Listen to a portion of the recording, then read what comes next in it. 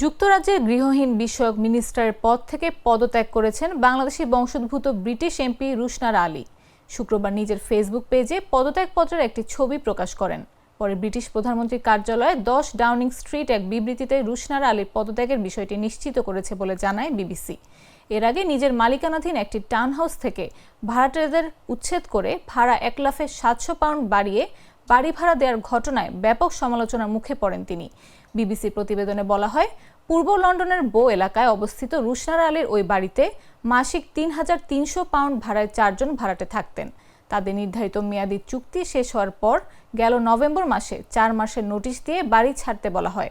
পরে বাড়িটি পুনরায় ভাড়ার জন্য 4,000 পাউন্ড মাসিক ভাড়ায় পুনরায় তালিকাভুক্ত করা হয়। এ নিয়ে গৃহহীনদের দেখভালের দায়িত্বে থাকা মিনিস্টার রুশনারা আলীর ব্যাপক সমালোচনা হয়।